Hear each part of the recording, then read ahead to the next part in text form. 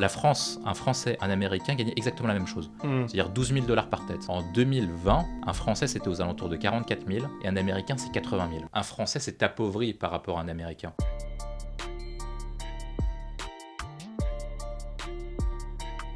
Il est fondateur du think tank Le Millénaire. Aujourd'hui, William Tay est face aux jeunes. Bonjour. Bonjour. Bonjour, merci d'être là, merci de participer à l'émission. Merci à vous. Alors moi, une première question me brûle les lèvres, au regard notamment de la visée de votre think tank. C'est quoi être gaulliste en 2024 et bientôt 2025 ? Aujourd'hui, ça paraît compliqué parce que les gens se disent mais gaulliste, tout le monde l'est, et en même temps, plus personne ne l'est parce que ça paraît comme anachronique. Alors la question que vous pouvez vous poser, c'est pourquoi est-ce que être gaulliste est intéressant au 21e siècle et en 2024 ? En fait, nous, quand on s'est lancé donc en 2018, on s'est dit, on veut lancer un cercle de réflexion, on veut permettre à des personnes qui n'ont pas la voix dans le débat public de pouvoir l'avoir, mais qu'est-ce qui nous rassemble au-delà des termes un peu galvaudés, des idées un peu toutes faites ? D'abord, on partageait une vision du monde, c'est-à-dire qu'en fait, on imaginait comment allait se passer le monde en 2024, en 2025, voire même en 2030 et en 2050. Et aujourd'hui, si par cas vous prenez ce qui s'est passé dans l'histoire de France, il y a très peu de gens qui ont imaginé ce qui allait se passer. Aujourd'hui, si vous demandez à un homme politique aujourd'hui, il ne sait même pas comment il va terminer l'année ou si par cas il va passer l'hiver, d'autant plus s'il peut être sous la menace d'une motion de censure. Quand De Gaulle est parti de France en 1940, la France était dévastée. Mais il a eu le moyen d'imaginer, au moment de partir, de proposer une alternative, de dire la France a perdu sur le champ de bataille, on a perdu la bataille de France, mais on peut avoir un avenir. Pourquoi est-ce qu'on peut avoir un avenir ? Il a dit tout simplement, il y a un horizon à l'ouest, qui sont les États-Unis, et que la machine américaine, lorsqu'elle va se mettre en machine de guerre et en économie de guerre, va pouvoir nous aider militairement et aider la Grande-Bretagne à continuer le combat. Il y a aussi un horizon à l'est, qui est l'Union soviétique à l'époque de Staline. Et ensuite, une fois qu'on gagnera la guerre, parce qu'il avait promis une victoire rapide contre les Allemands, on aurait deux blocs. Le bloc de l'Ouest entre les anglo-saxons, mené notamment par les États-Unis et le Royaume-Uni. Il y aurait un bloc de l'Est, notamment avec la grande puissance chinoise, parce qu'il avait gardé la prophétie de Napoléon, quand la Chine s'éveillera, le monde tremblera, et le bloc soviétique. Et quand vous regardez, ensuite après il reste un troisième bloc, un bloc éventuellement européen et français, suivi éventuellement par ce qu'on appelle les pays non alignés. Quand vous regardez la composition du Conseil de sécurité des Nations Unies, il y a 5 pays. États-Unis, Royaume-Uni, Chine et Russie. Et qui fait la différence entre les deux blocs et qui permet de faire basculer d'un côté et de l'autre, c'est la France. Ouais, tout à fait. En fait, il avait imaginé le moyen pour lequel une grande puissance impériale, qui était la France, allait subir la décolonisation et allait pouvoir survivre et faire imposer son modèle au XXIe siècle et même beaucoup plus loin. Je pense que c'est ça un peu l'enjeu, parce que si vous vous rappelez, peut-être que les gens qui nous écoutent ne le savent pas, mais il y a un livre qui est sorti dernièrement, il y a quelques années, c'était le livre de Francis Fukuyama, La fin de l'histoire. En fait, la théorie de la fin de l'histoire, c'est de se dire l'Union soviétique va tomber et la fin de l'Union soviétique va amener l'avènement de la démocratie libérale. Seulement, sa thèse n'est pas originale parce qu'en fait, il la reprend d'Hegel. Et qu'est-ce que dit Hegel quand il vend la théorie de la fin de l'histoire ? C'est de dire la France est unique parce que la victoire de Napoléon à Iéna va faire en sorte que, irrémédiablement, on aura une victoire de la démocratie libérale et de la Déclaration universelle des droits de l'homme. Donc la France a encore un chemin à dire. La France a encore une voix spécifique à dire, et c'est pour ça ce qu'il avait proposé en 1940. On a souhaité le faire en 2018 parce qu'on avait essayé de décliner une vision du monde. Maintenant, vous allez me poser quelle vision du monde ? En fait, le monde lequel on voit est à peu près, je ne sais pas s'il est simple, mais en tout cas, il est marqué par plusieurs événements. Le premier, c'est le basculement, un grand basculement profond, c'est que le cœur du monde n'est plus dans l'Atlantique, mais dans le Pacifique. C'est-à-dire que lorsque vous prenez dans les années 60, les pays du G7 regroupaient 70% de l'économie mondiale. Aujourd'hui, ce qu'on appelle la zone Indo-Pacifique va regrouper 50% de l'économie mondiale. Donc aujourd'hui, le cœur du jeu n'est plus chez nous, mais dans le Pacifique. Le deuxième point, c'est que ce monde va être marqué par la rivalité sino-américaine.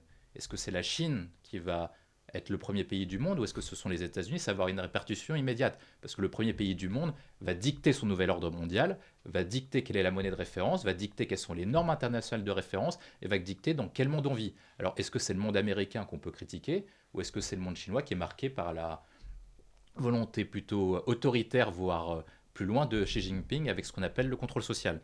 Ensuite, après, on a le réveil des empires. C'est-à-dire que les vieux empires qui étaient connus, l'empire chinois des Qing est en train de se réveiller, l'empire russe est en train de se réveiller, l'empire ottoman se réveille aussi, l'empire perse à travers l'Iran se réveille aussi. Et donc, vous avez tout ça qui vont rentrer dans cette nouvelle danse. Ensuite, après, vous avez d'autres enjeux qui se jouent, comme le fait que les cycles de mutation technologique sont beaucoup plus rapides qu'avant. C'est-à-dire qu'avant, lorsque vous aviez des mutations technologiques, ça prenait 10, 20, 30 ans. C'est ce qu'on appelle la révolution industrielle. Et maintenant, ça arrive tous les ans, voire tous les 2 ans, voire tous les 3 ans, voire tous les 4 ans. Donc ça va arriver sur un cycle qui est beaucoup plus rapide qu'avant. Et dernier point, je pense que c'est le point intéressant, c'est qu'aujourd'hui, tous les problèmes que l'on rencontre se font de plus en plus, non pas au niveau des États, mais au niveau beaucoup plus global. Le réchauffement climatique, les épidémies, etc. Donc comment faire alors qu'on arrive sur un repli des nations pour apporter une réponse globale, c'est ce qu'on essaie de faire. Ok, très bien, hyper intéressant. Donc effectivement, vous bossez là-dessus, du coup, par rapport au think tank. Moi, j'ai une question, parce que c'est vrai qu'aujourd'hui, tout le monde se réclame un peu du gaullisme. Et c'est vrai que voilà, le monde traverse des crises diverses et variées, notamment qui impliquent la France. Quel héritage, en fait, on peut porter vis-à-vis du gaullisme et appliquer, en fait, dans l'actualité En fait, là, moi, ce que je vous ai donné, c'est plutôt la vision du monde international, dans quel monde on va vivre, et pourquoi est-ce que la France doit faire telle ou telle action, en tout cas, comment on doit se placer. Il y a un autre point que nous, on avait sorti, c'est qu'est-ce que serait De Gaulle au XXIe siècle. Qu'est-ce que serait qu'un gaulliste du XXIe siècle. C'est vrai que tout le monde de la gauche à la droite, tout le monde est gaulliste. La droite, voire de l'extrême droite. C'est pour ça qu'en fait, tout le monde l'est, mais en même temps, personne ne l'est. Oui. En fait, les gens disent, oui, mais De Gaulle aurait fait ci, aurait fait ça, parce qu'il avait des principes déterminés. En fait, De Gaulle, hormis de dire que la France peut être la France sans la grandeur, utilisait plutôt des leviers et des moyens d'action plutôt qu'avait une doctrine très définie. Il était plutôt assez pragmatique. Je prends un exemple, on disait que De Gaulle était plutôt keynésien en 1958 lorsqu'il revient au pouvoir, mais en même temps, il met un plan de réforme plutôt libéral. Lorsqu'il arrive au pouvoir, c'est le plan Monet-Fouché. Également sur l'Union européenne, on dit qu'il était plutôt souverainiste, mais il avait proposé une intégration plus forte de ce qu'on appelle l'Union européenne à travers le plan Fouché en 1962. Donc en fait, De Gaulle, ce qu'il voulait à peu près, c'est de dire il faut que la France revienne au sommet, et donc ensuite, après, il faut que vous mettiez tous les moyens d'action pour que la France arrive au sommet. S'il faut être plus socialiste pour y arriver ou plus libéral, il choisira le moyen d'action qui paraît plus adapté sur le moment. Et donc, par conséquent, vous devez viser, l'objectif, c'est de faire en sorte que la France soit sur le premier plan sur l'ensemble de ses leviers. Sur la question européenne, je pense qu'il y aura un enjeu qui va être particulier, c'est comment on fait, notamment pour pouvoir rivaliser avec l'Allemagne, alors que notre poids européen a plutôt décliné sur 2 mouvements qui sont très précis. Le fait que l'Allemagne fasse la réunification et devienne un pays à 80-90 millions d'habitants, qui nous met dans une situation compliquée, c'est ce que Mitterrand disait avant la réunification. Et l'autre point, c'est l'élargissement à l'Est, qui fait que le centre de gravité est passé progressivement de Paris à Bruxelles, puis enfin à Berlin. Et donc comment on fait pour mettre cette nouvelle donne, retrouver une influence française sur tous les enjeux sur lesquels nous on doit essayer de travailler et de réfléchir. Pour revenir sur la situation française plus précise, lorsque vous êtes gaulliste au XXIe siècle, je pense que l'enjeu principal c'est de se dire quelle est la voie originale de la France et comment vous faites en sorte que la France puisse briller de nouveau et puisse avoir quelque chose à dire au monde. La première, c'est d'imaginer qu'est-ce que pourrait être un projet français auquel on pourrait briller. Moi, je pense que se dire que la France peut être une grande puissance militaire, la première puissance économique du monde, apparaît comme un peu anachronique ou un peu compliqué. Le point sur lequel nous, on peut jouer par rapport à nos spécificités sont les suivants. On est au sein de la zone euro. C'est une zone de liberté auquel vous, si par cas vous voulez partir à Varsovie, vous pouvez le faire, ou les auditeurs peuvent partir à Madrid, etc. Donc par cas, le point c'est qu'en fait, un Européen peut bouger très rapidement d'un endroit à un autre, surtout avec l'équivalence des diplômes, etc. Vous pouvez trouver un travail. Je pense que l'enjeu c'est de se dire, nous on est l'un des pays les plus beaux, en termes de paysage et en termes d'architecture. Et ça a été montré également par les Jeux Olympiques de 2024. Aussi, du coup, ce que je pense moi, c'est qu'on peut attirer l'ensemble des talents pour créer ce que nous on propose, c'est une nation industrielle et de savants. C'est-à-dire qu'en fait, nous ce qu'on se dit, c'est que si par cas vous proposez un projet comme celui-ci basé sur un projet économique, basé sur ce que je vous disais, donc la nation industrielle et de savants, et en plus une civilisation plutôt apaisée, plutôt attractive en termes de soft power, une forme de American Dream un peu revitalisée, et vous pouvez attirer l'ensemble des pays européens, parce que si par cas vous prenez quelqu'un qui est un jeune diplômé, est-ce qu'il préfère habiter à Berlin ou à Paris ? Actuellement, c'est pas si sûr. Il se dira qu'il gagnera beaucoup plus à Berlin. Mais si les conditions économiques sont exactement les mêmes, la fiscalité est exactement les mêmes, vous êtes jeune, je pense que beaucoup de gens préfèrent habiter à Paris plutôt qu'à Francfort, à Berlin ou à un endroit qui est plutôt similaire. De la même manière, qu'est-ce qui pourrait le bloquer techniquement, le fait de venir ? Les problèmes de sécurité, les problèmes de propreté, etc. Donc c'est un ensemble de choses qu'on doit faire pour devenir le pays le plus attractif. Et si on est le pays le plus attractif, si on est le pays sur lequel les gens veulent se ressembler, on recrée de nouveau un idéal français qui peut ressembler à ce qu'on avait sous le siècle de Louis XIV, ce qu'on avait à l'époque de la France de De Gaulle, et c'est ce que nous, on essaye de faire. Après, effectivement, là, c'est très tourné européen. Mais moi, par exemple, la question du salaire, elle est intéressante parce que je vois de plus en plus, par exemple, sur X, Twitter, des gens qui disent non, mais voilà, un ingénieur, ça gagne ça aux États-Unis. Donc, effectivement, c'est vrai que voilà, beaucoup de gens dénoncent un peu le déclassement Oui, de la France. Bah, Et effectivement, c'est vrai que on peut partir aussi sur une autre truc, c'est-à-dire grossir ensemble, avoir plus de souveraineté au niveau européen pour éviter le décrochage économique, notamment vis-à-vis des États-Unis et de la Chine. Il y a deux chiffres qui sont marquants sur le décrochage. Il y a décrochage européen, il y a décrochage français. Si par cas vous prenez le décrochage français, en 1980, j'ai pris la date exprès avant l'arrivée au pouvoir de quelqu'un. Le PIB par tête, ce qu'on appelle le PIB par habitant, c'est très simple, c'est-à-dire c'est ce que gagne chacun ou ce que produit chacune des personnes parmi nous. La France, un Français, un Allemand, un Américain gagnaient exactement la même chose, c'est-à-dire 12 000 dollars par tête. En 2020, un Français c'était aux alentours de 44 000, un Allemand c'était 54 000 et un Américain c'est 80 000. C'est-à-dire que relativement, un Français s'est appauvri par rapport à un Américain. Quand vous regardez le salaire moyen français, il est aux alentours, salaire médian pour être plus précis, il est de 1 850 euros par mois. Aux États-Unis, même dans un État qui est un des plus pauvres comme l'Arkansas, vous êtes aux alentours de 1 200 dollars par semaine. Donc c'est-à-dire que techniquement, un Américain gagne environ 3 à 4 fois plus qu'un Français, non pas de moyenne, mais le médian, c'est-à-dire que le salaire médian, ça veut dire que 50% des Américains gagnent plus que ça et 50% gagnent moins que ça. Aujourd'hui, il y a à peine 50% des Français qui gagnent plus que 1 850 euros, ce qui apparaît ridicule si par cas vous arrivez aux États-Unis. Si par cas vous regardez plutôt le PIB européen, en 2006, l'Union européenne toute complète avec les États-Unis avait exactement le même PIB, aux alentours de 15 000, 16 000 dollars en 2006. Aujourd'hui, les Américains ont quasiment 2 fois plus de PIB que nous. Ça veut dire que vous avez des choses qui est très simple. Ils produisent plus de richesses, ils ont plus de salaires à donner, ils ont plus de pouvoir d'achat, et par conséquent, ils ont un meilleur niveau de vie.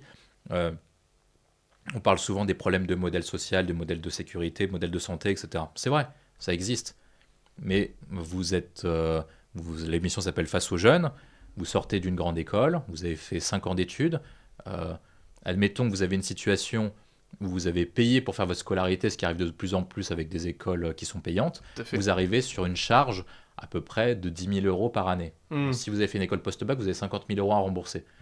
Vous gagnez en sortie de post-bac, de diplôme, 2 500 euros. Vous avez à peu près 200 à 500 euros de crédit par mois à rembourser. Ça paraît compliqué, ça paraît pas attractif. Et en même temps, en parallèle, les États-Unis vous proposent 3 500, 4 000, 4 500 dollars. Ça vous permet de rembourser votre crédit plus facilement. Ouais. Vous pouvez choisir éventuellement des boîtes qui sont plus attractives, un cadre de vie qui l'est beaucoup plus. Et vous avez surtout, et moi je pense que ça c'est essentiel, vous avez beaucoup plus de perspectives. Aujourd'hui, vous entrez sur le marché du travail, vous entrez dans une boîte, vous êtes bloqué par votre niveau de diplôme et par ce qu'on appelle la transmission sociale, pour citer Bourdieu et pour le paraphraser. Vous ne pouvez pas progresser. En plus, vous stagnez. Et vous faites de plus en plus, comme l'appelait Todd, des bullshit jobs. C'est-à-dire des métiers qui ne sont pas très intéressants. Là-bas, vous avez encore de l'industrie. Vous pouvez travailler pour des ingénieurs. Vous pouvez travailler pour l'aviation civile. Vous pouvez créer, vous pouvez rêver, vous pouvez bâtir quelque chose.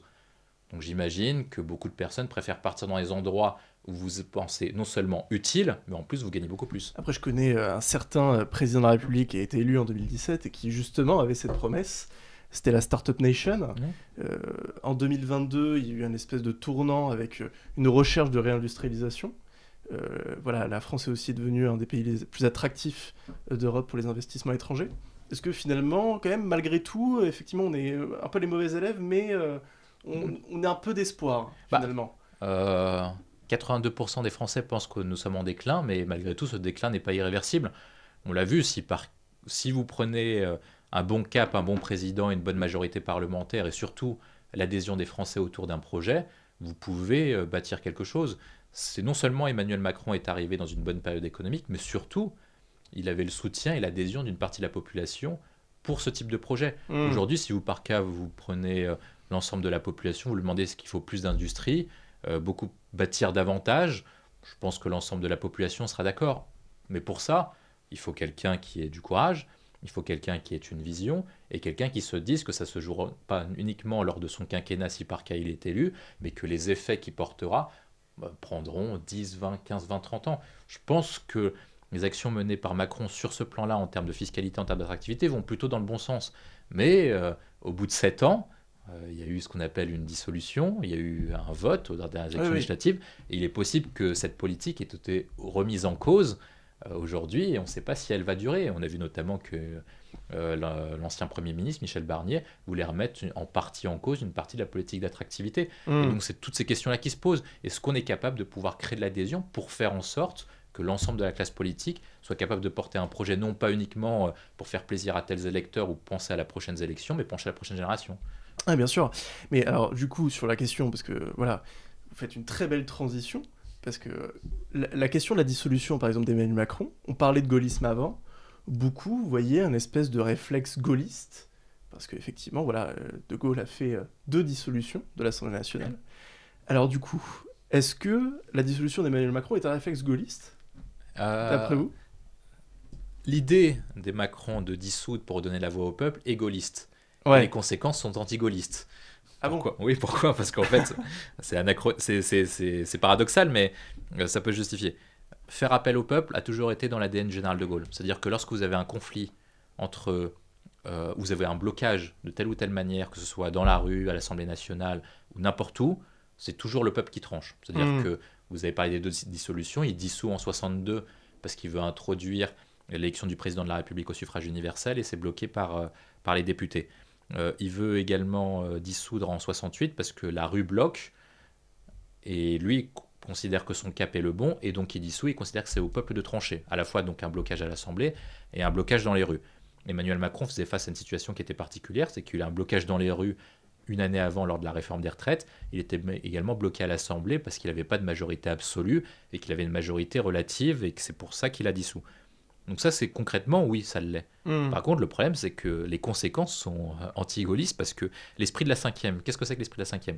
Le cinquième, c'est qu'on arrive en 58, le pays est paralysé par ce qu'on appelle l'instabilité gouvernementale, ça rappellera des choses à des gens qui sont l'actualité aujourd'hui, et De Gaulle se dit, pour vaincre cette instabilité gouvernementale, il faut battre 2 choses. 1, le régime de parti, et 2, faire ce qu'on appelle le parlementarisme rationalisé, c'est-à-dire enlever du pouvoir au Parlement pour créer un exécutif fort. Donc faire en sorte que l'exécutif puisse pouvoir gouverner un peu sans le faire face au blocage au Parlement, ce qui permet éventuellement de faire passer des budgets, Après, etc. il ne pouvait pas l'anticiper. Ah, mais ça a tenu assez longtemps, et c'est pour ça qu'actuellement Macron n'a toujours pas démissionné, et c'est pour ça qu'aujourd'hui on tient, c'est grâce à la constitution de la 5e. Donc aujourd'hui c'est utile, mais par contre, qu'est-ce que vous voyez aujourd'hui ? Instabilité gouvernementale, parce que Emmanuel Macron en est à son 4e Premier ministre en un an. Borne, Attal, Barnier, et maintenant Bayrou. Et maintenant vous êtes passé sous le régime des partis.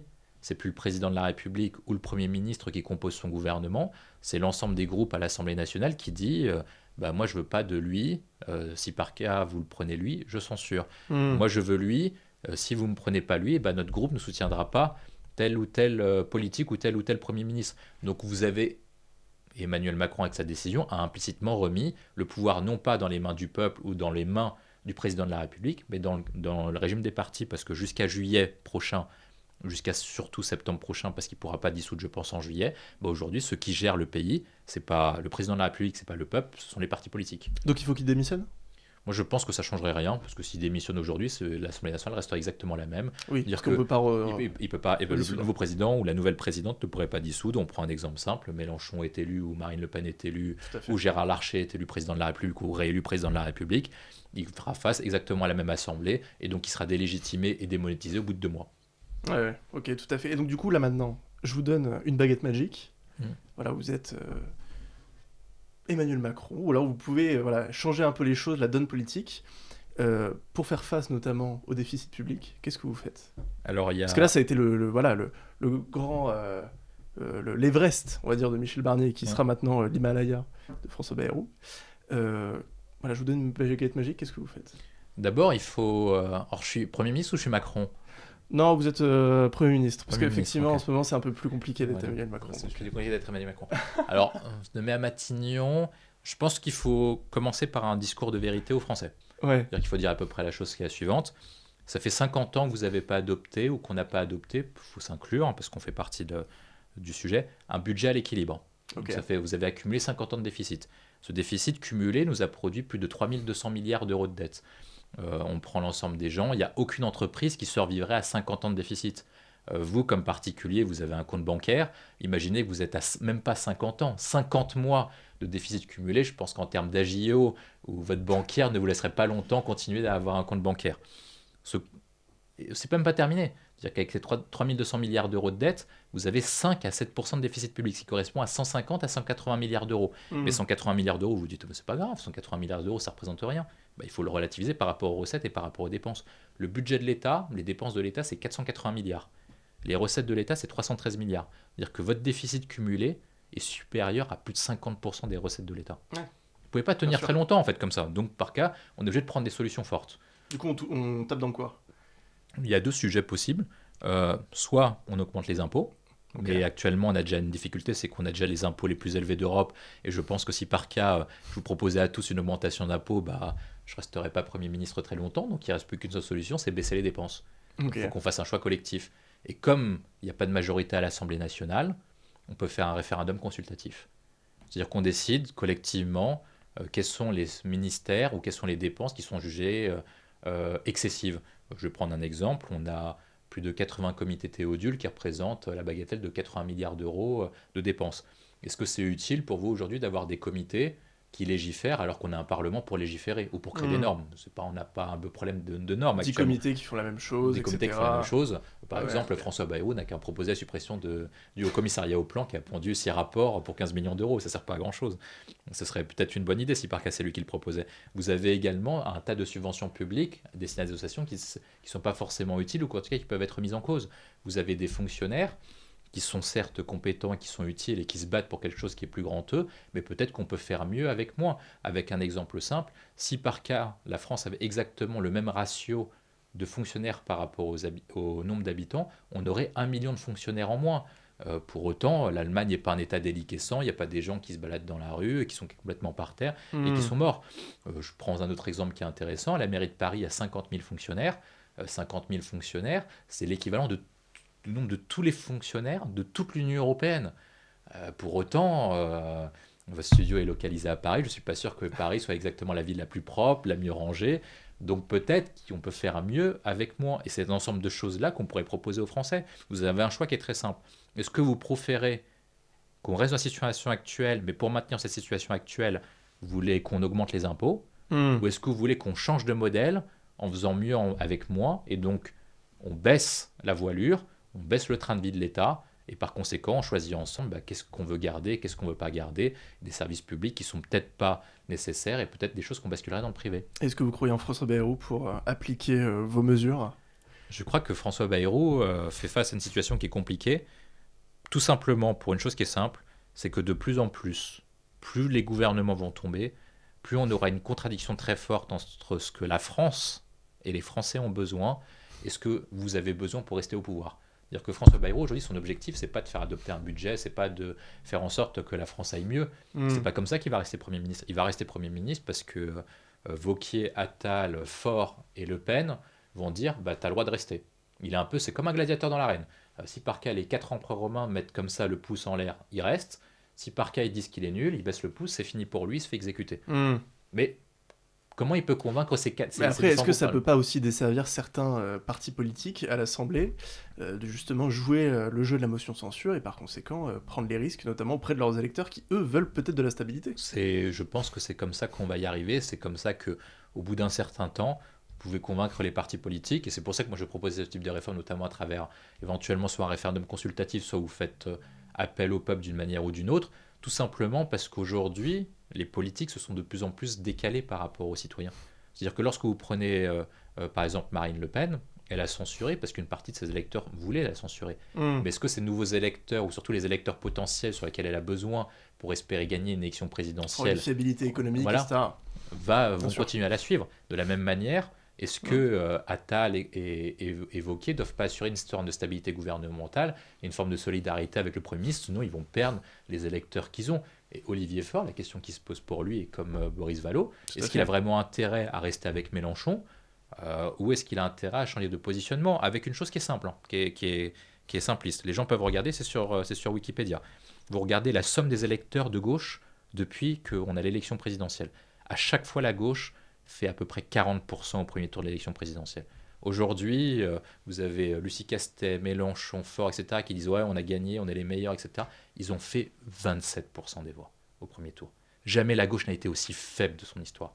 Donc peut-être que des gens raisonnables à gauche vont commencer à avoir un peu de lucidité et se dire « si par cas, on veut un jour devenir majoritaire et peut-être un jour gagner une élection nationale et ne pas se retrouver minoritaire jusqu'à la fin de notre vie, il faut qu'on change de stratégie pour parler des électorats qui sont non pas uniquement fans de Jean-Luc Mélenchon et compagnie, et qui puissent éventuellement adhérer à un autre type de discours et donc à une autre ligne et peut-être changer de stratégie. Je pense qu'il y aura un éclaircissement de ce côté-là et on le voit, c'est depuis 2 semaines qu'ils commencent à changer de stratégie, notamment en suivant pas exactement la France Insoumise et en suivant Mélenchon comme Tony Blair suivait George W. Bush dans les années 2000 comme un toutou. Et de la même manière, peut-être que Marine Le Pen et surtout une grande partie de son camp vont se dire que si par cas on censure constamment, de plus en plus de citoyens comme ceux qui nous regardent ou ceux que vous rencontrez dans la rue se disent de plus en plus, et vous pouvez l'écouter, il y en a marre de la politique, ils pensent uniquement à leur poste, uniquement à leurs intérêts, et il n'y en a aucun qui veut agir concrètement pour nous. Parce qu'il y a bien une question qui va se poser au bout d'un moment, plutôt que de savoir est-ce qu'on censure, est-ce qu'on censure pas,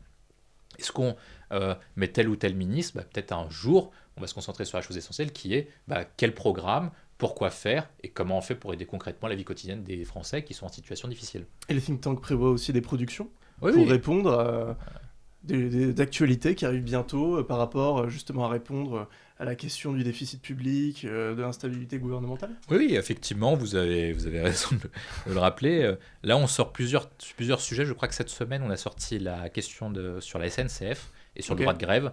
Donc, parce qu'on avait imaginé que la SNCF allait se mettre en grève, surtout les cheminots allaient se mettre en grève. Et comment proposer un SNCF du 21e siècle, c'est-à-dire quel modèle de transport public on peut faire actuellement entre ouverture à la concurrence et surtout faire en sorte que le service public de proximité, donc les lignes de proximité puissent être maintenues. Donc on avait imaginé un modèle comme ça. On sort également une note là en fin de semaine, si je ne me trompe pas, sur l'Ukraine, dire que Trump est arrivé comme président des États-Unis, il y avoir le sujet de l'Ukraine à traiter. Donc comment on fait pour faire le meilleur traité de paix entre la Russie de Poutine et l'Ukraine de Zelensky, avec des questions portées sur les territoires, une éventuelle adhésion à l'OTAN, une éventuelle adhésion à l'Union européenne, et s'ils rentrent dans l'Union européenne, éventuellement comment on fait, et surtout comment on fait pour assurer leur sécurité et leur stabilité. Est-ce qu'on part sur un modèle à la coréenne, ça veut dire avec une ligne de protection et une garantie entre les différents pays, et si oui, comment les pays européens, les États-Unis, la Chine et la Russie peuvent assurer la stabilité de la zone et faire en sorte que ça ne repasse pas dans 1, 2, 3, 4, 5 ans. Donc ça, on fait plutôt ça. On va sortir également quelque chose sur le volet industriel et sur la compétitivité, la productivité, sur comment faire en sorte que la France puisse de nouveau être un pays productif, parce qu'on l'oublie souvent, il y a eu une grande bascule ces dernières années, on est davantage devenu un pays consommateur de producteurs. Nous, ça a été en ligne de ce qu'on veut faire, c'est un grand basculement, c'est-à-dire qu'on veut qu'on devienne davantage un pays de producteurs qu'un pays de consommateurs, mais en même temps, c'est un peu le slogan du think tank, ne soyez pas spectateurs du déclin, mais acteurs du redressement. Merci beaucoup, William T. Merci à vous.